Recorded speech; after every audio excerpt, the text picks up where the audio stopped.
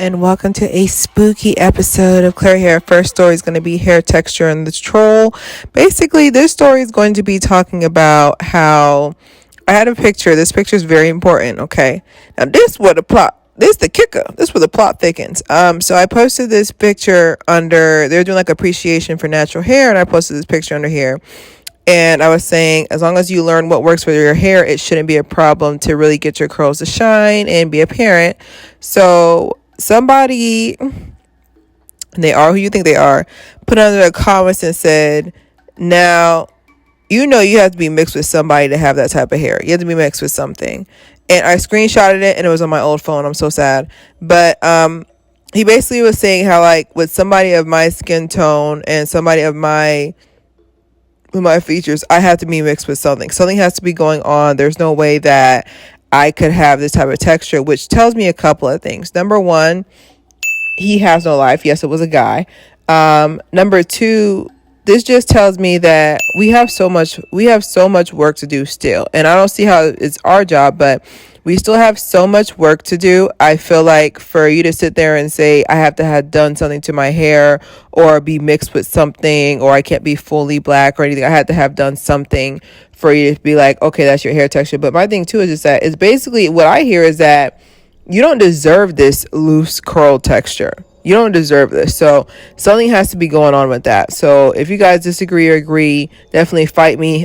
Discuss with me in the comments about how people think that a certain phenotype marries together. So light skin is supposed to get type 3 loose curls, type 4 is supposed to be coarse, and I guess more nappier hair. One thing I could have definitely tell you about natural hair is that natural hair is so diverse. Natural hair is so diverse, and I feel like the fact that you're basically saying that this hair doesn't belong here, like, come on, let's talk.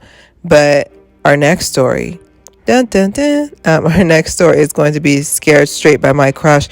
This is basically me telling you guys a story about how I was in 7th grade. I remember like it was just yesterday, if it wasn't 20 years ago. But I remember I was in 7th grade, and I remembered I had this big crush on this guy, and I remember him saying that. I was like, oh, well, I actually have a crush on you. I've been very forthright since birth. And he was just like, actually, you need to get a perm. I don't even know how you're in my face right now. And this is how I'm looking. I've been playing trumpet for 7+ years, plus piano. But it's just the fact that to sit there, you're in 7th grade. 7th grade is such a titular time for developing your confidence. So to have somebody who was my crush say you need to get a relaxer, you need to do something with that hair, which tells me that someone has told him this himself. Because one thing I've noticed about men only go off based off of what we present to them. So somebody had to have said something. And the thing about it is just like, one thing I don't like about males in general is the fact that if you don't find me attractive, go about your business. Don't go out of your way. Don't go out of your way. And it's ironic that he's now in my DMs now. Hilarious. Unblocked. But it's just the fact that in 7th grade, if I already didn't have that confidence from home with my parents, I would have definitely been like, okay, well, you know what? Maybe he is right. Maybe I do need to get a relaxer, which we'll talk about that later in the video. But I can definitely say for sure this was me in 11th grade, and the type of attention before and after you get a relaxer, I think that's more worse. I think that's the scariest part of this video is the type of attention, because people weren't really sweating me when I had natural hair, but they didn't really it was indifference. But as soon as I got a relaxer, it was attention left and right. People saying they have crushes on me all of a sudden. People liking my hair. But the only thing that I know that you could tell they didn't really like you for you is that once the new growth started coming in and my hair started, you want to be on top, it's choosing which one it wants to do. That's when I noticed that the attention wasn't as consistent. And when I mean attention, it's one or two people. People definitely thought I was ugly in high school.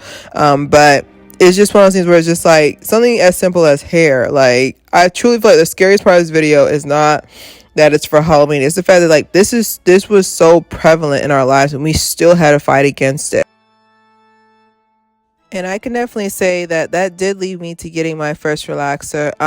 It wasn't because of some boy, but it was actually because of peer pressure. There was just so many people who kept saying, you need to do something with that hair. You need to do something with that hair. And I did. So I went to the first relaxer experience. I did my regular shift from 8 to 6. Getting a relaxer definitely took all day. It took so long because my hair, I feel like relaxer takes better when your hair is already damaged. So I had basically firm virgin hair, and I really felt like it took so long because like the person who was doing it, she was, she did everybody in my family's hair before. So, she's a professional, but it's just the fact that maybe that was like my hair giving me one last chance to be like, stop, stop, stop. But I can just say like over time, like just going back and forth with the hair salon, because my hair would not stay. I had it before with the primer, the base primer they base your head with if they're smart. That they base your head with. I remember I had that fall into my eyes and like that burned for a little bit. And then I've had plenty of times where my ears have gotten burned because my hair was not dry. I know the drier in time, so I've gotten times where my ears have gotten burned before.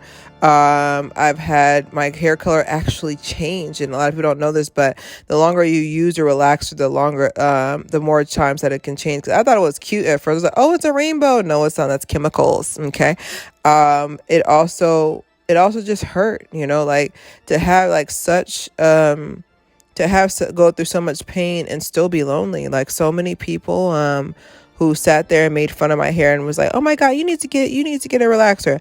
I go and get this relaxer, and no lie, my hair is longer than everybody in my grade. My hair is down my back, and I have photos, but I'd have to find them on my Nokia, right?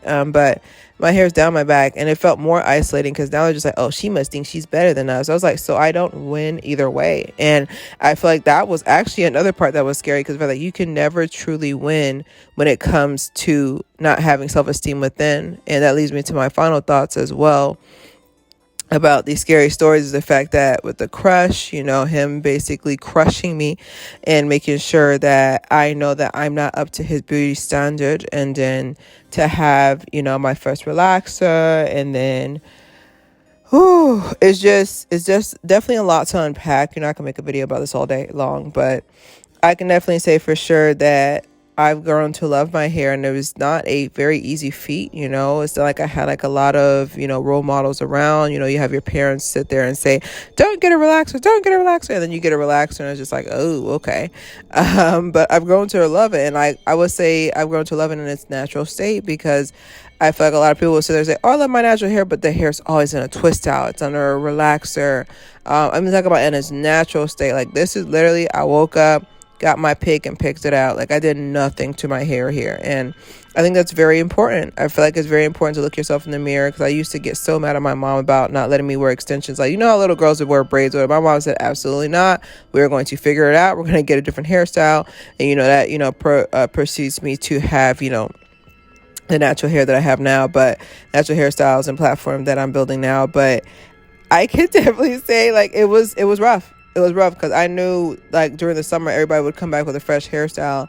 And my mom was like, you're going to wear your hair. You're going to figure something out. And I think it's also important to know that having short natural hair and finding that beautiful as well. Because I definitely debunked the fact that people will sit there and say they love natural hair, but they really just love a long natural hair. Like I don't see them really truly like having that same energy, as the young kids would say. I don't see them having that same energy for short natural hair. Like the TWA stage, it's pretty much where you show it for one day when you cut it, and then you disappear and you come out with a lane. So I could definitely say I wish I had the confidence back then that I do now to wear the TWA style out, but I didn't. So that's why I said, like, for my people out there who feel like they shouldn't wear the TWA out, I definitely say you should keep going towards it. But I think that's like my final thoughts. Tell me if you have any stories below that you would like to share with the class. I know you have plenty of them to do, but don't forget to subscribe, share. It's Claire here.